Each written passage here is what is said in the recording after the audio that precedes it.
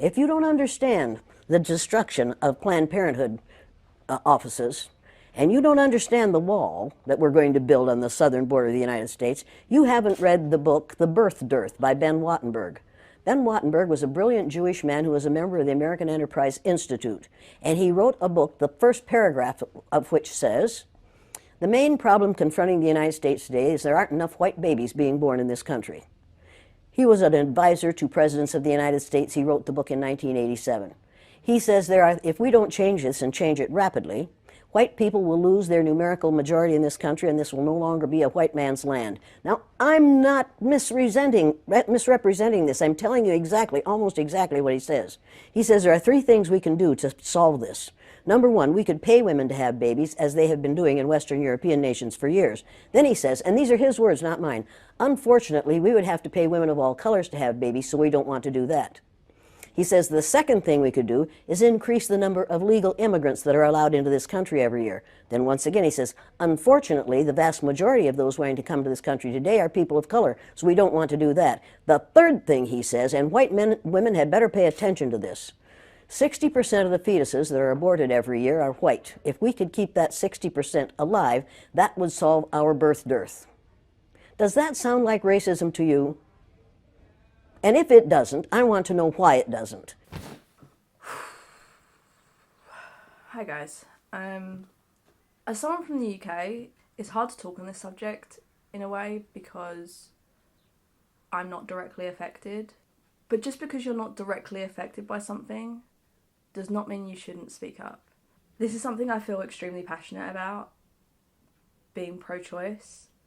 This change in my American friends' rights, abortions will continue to happen by illegalizing them in multiple states.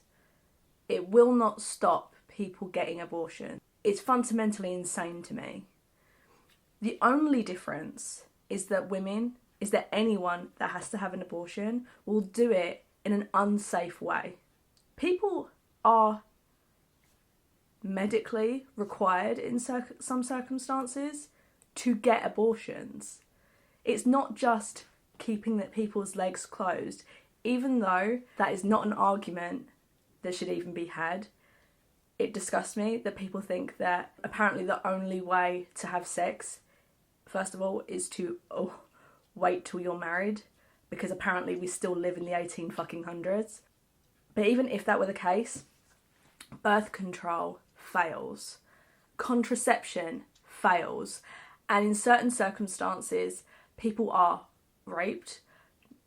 In most circumstances people are raped by people they know, like a family member, a friend, or someone they are actually intimate with, but they did not consent to having sex.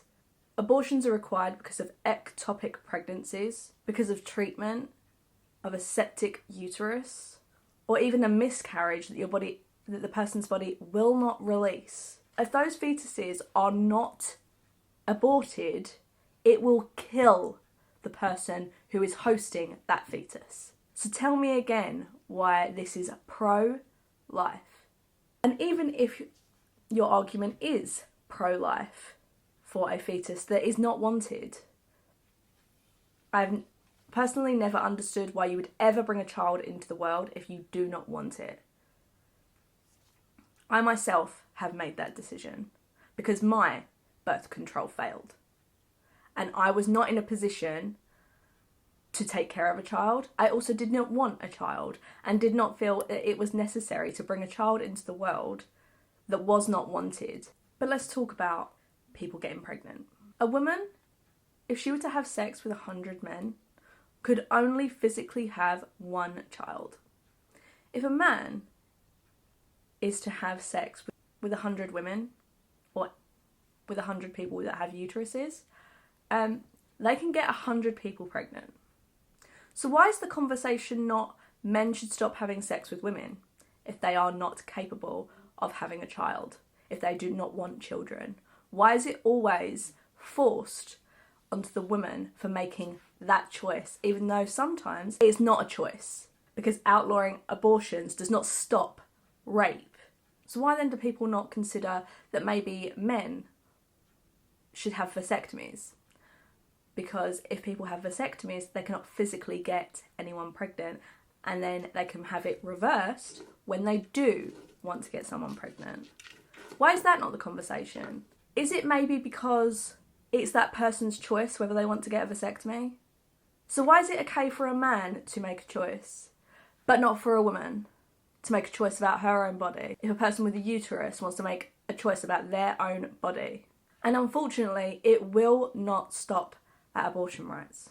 The overturn of Roe versus Wade overturns the protection of legalised birth control, same-sex marriage, interracial marriage, and a host of other rights. And the argument against all of this is because it is against the Christian belief, against the Christian faith, which is completely wrong. Americans are meant to have the right to practice whichever religion they want. So why is it that Christianity is forcing their faith on others? Why couldn't it have just been that if you don't want an abortion because of your own faith, that is your choice and your decision and you have the right to do that? Why did they have to inflict their beliefs on other people that do not practice their religion? I don't care that you're a Christian. I don't care what the Bible says. Like, I feel like it's a clown show, like sitting here trying to decipher what your little mythical book has to say about these very real political issues, right? I don't care if you're Christian. In fact, I will fight for you to have your religious liberty and practice your Christianity. I believe in that. I don't believe in Christianity, which means that you do not get to dictate the way I live my life based on your religion. I don't care what the Bible says. You have every right in the world. All those women who identify with your religion have every right in the world to not get an abortion, to not take birth control, but they do not have the right to dictate my life and what I decide to do with my body. I don't care about your goddamn religion. I'm so tired of having nonstop conversations about what the Bible says. You live your life in the way that you interpret the Bible. Again, I don't care, but you don't get to take the Bible and tell me, well, the Bible says this in this chapter, in this verse. I don't care. I don't care. I don't believe in it. And I have the right, based on our Constitution, to not believe in it. If you didn't want an abortion, you didn't have to fucking get one. If you didn't want to enter a same-sex marriage, you did not fucking have to enter one. If you didn't want to have an interracial marriage, you didn't have to. You have the choice, but now you have taken that away from every single person, from someone who's on the other side of the pond. It's astounding that America, that's always preached that it is a free country, is literally receding back to the 1950s. People that were protesting this shit, this same absolute bullshit, 50 years later are still having to protest this. People who are 70 years old, 80 years old, even a 90-year-old. I'm not okay with going back to 1950. My uterus, my body, my choice, and I am here for every woman that couldn't come to Washington today.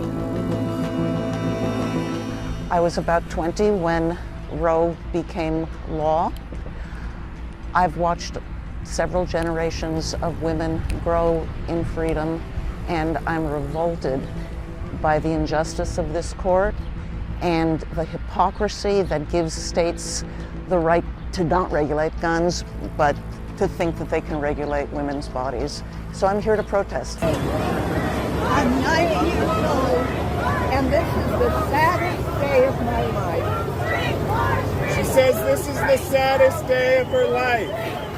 I never thought I would live to see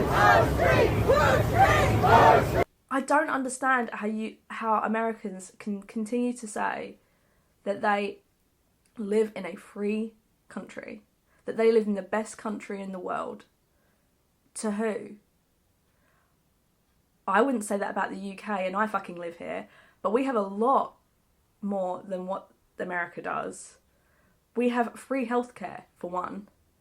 You have the right to an abortion if you want one. I want to say it's revolting. A civilized society is going so far back. What's next? The women's right to vote? Segregated bathrooms? Is that what's next? Don't for a second think that changes, like I said, illegalizing birth control, same-sex marriages, interracial marriages, etc. Don't think that it'll probably never happen. It's already being drafted.